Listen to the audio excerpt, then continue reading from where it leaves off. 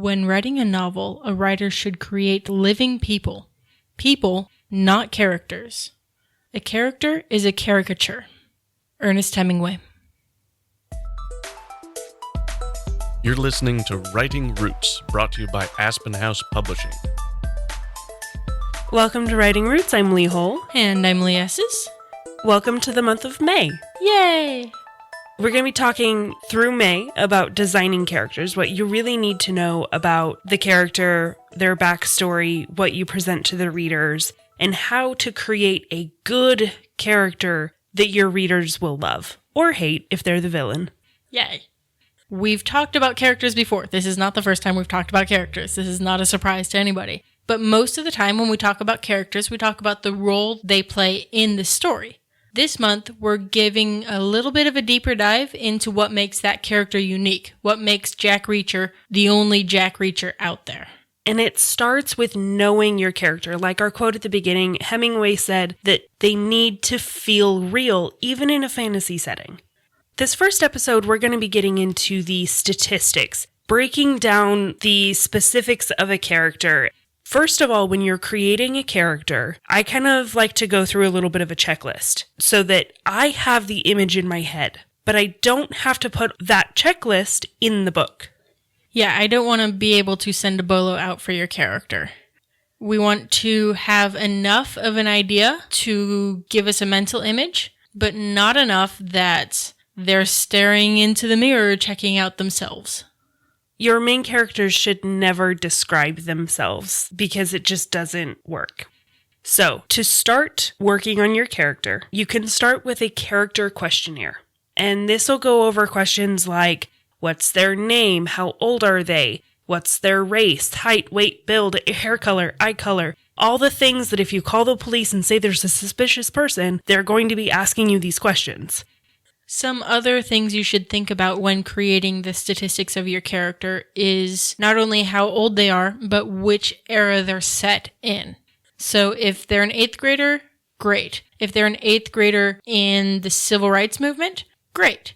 That defines and helps inform your character. One of the things that I think about when I'm putting the statistics together for my characters is their fighting style. This is not only how they throw a punch, but how they approach a potentially panic situation.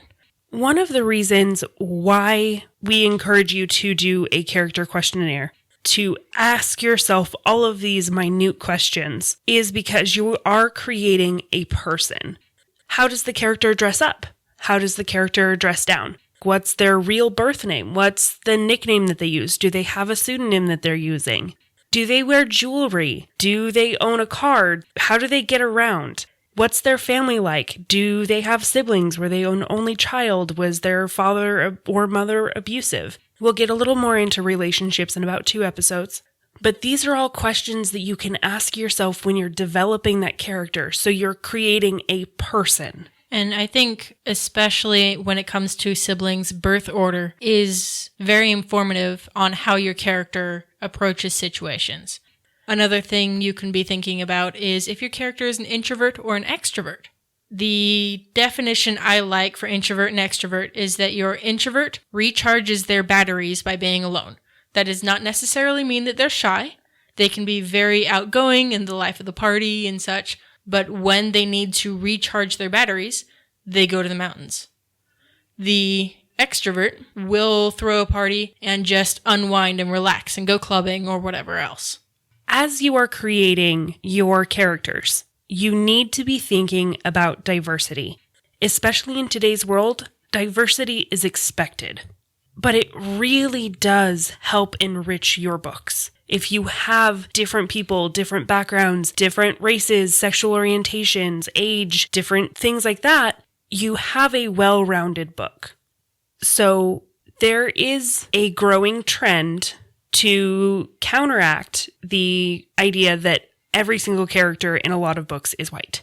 And it's to make every single character in a book Black or Hispanic or Asian or whatever.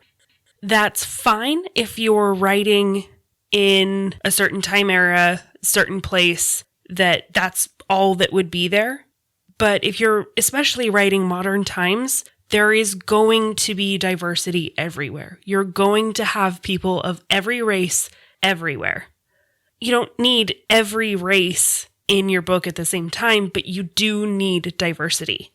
In a lot of my books, I don't ever specify what race the characters are. So if you're reading my books and you go, well, all her characters are white, that's on you. Because it's rarely been an issue with the characters. It's not something that they bring up because they don't care what race you are.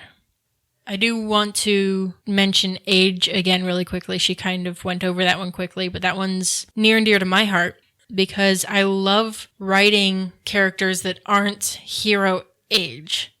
And even if they are the hero of the story, they don't have to be mid-20s to mid-30s, good-looking with washboard abs and whatever else. I'm not saying you should make your main character extra young if your audience isn't extra young, but you might consider it. You also don't need to follow the stereotypes in this. Your mentor character doesn't have to be an old person. Your mentor character can be a relatively young person who's just lived a hard life. Remember, diversity.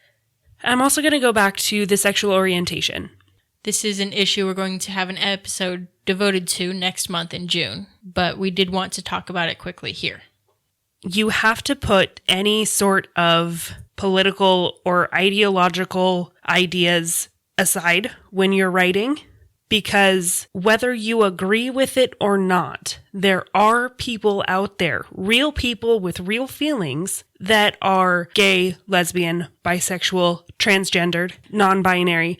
You have to accept that is a real thing that we're living with. So if you're writing in modern times, the likelihood that your character is going to run into somebody on that non-binary sexual orientation spectrum is pretty high.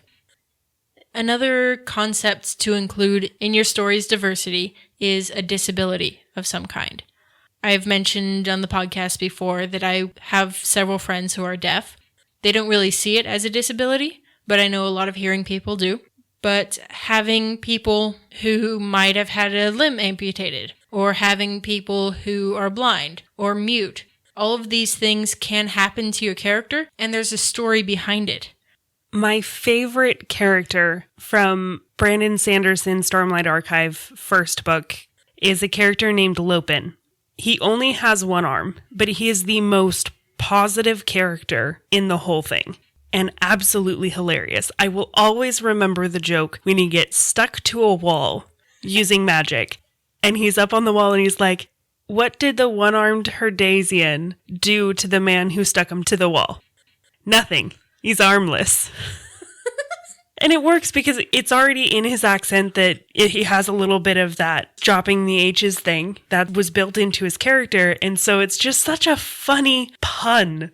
And I love it. And it's his character. He doesn't care that he doesn't have an arm. He doesn't let it stop him. And he just keeps moving forward with this abounding positivity. It makes him such a good character. And it's having that disability diversity that really makes the whole system in the Way of Kings. Because while he's armless, you have the main character who has severe depression. There's another character who has multiple personality disorder. And there's another character who has a drug addict. All of these people are dealing with their own things, and it all comes together like an amazing mix of good characters that make the story. So the last thing I want to offer you writers as far as tools for making sure you have these statistics straight in your story, especially if you're a pantser and you don't write all of this down, have an actor in mind, fantasy cast your book so that you can keep it straight throughout your story and you don't end up with continuity errors.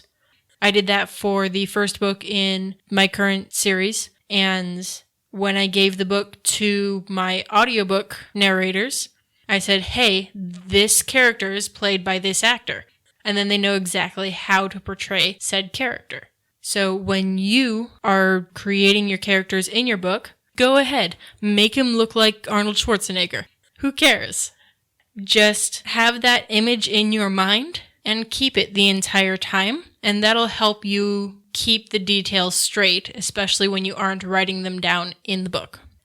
I have a difficult time fantasy casting my books. I will keep notes on that character that will list out their physiognomy. It will list out their family history. It'll list out their personality quirks and flaws so that I know if I forget, I can just look, oh yeah, that's what it is. Oh yeah, they have blue eyes. Whether it matters or not, whether I put it in my book or not, I still have it on the side for me to remember. What we're trying to tell you is your characters should be real. They should be people. You should be able to meet them, say hello, recognize them on the street, because you, of all people, you created them. And sure, you might want to sock them if you meet them on the street. Fine. That's great. Hate your characters. I do that all the time. But have fun with it and keep it personal. And that means Write selfishly. If you have a question or comment for our hosts or a topic you'd like us to cover, send us an email at writingroots@aspenhousepublishing.com or find us on Facebook by searching for Aspen House Publishing.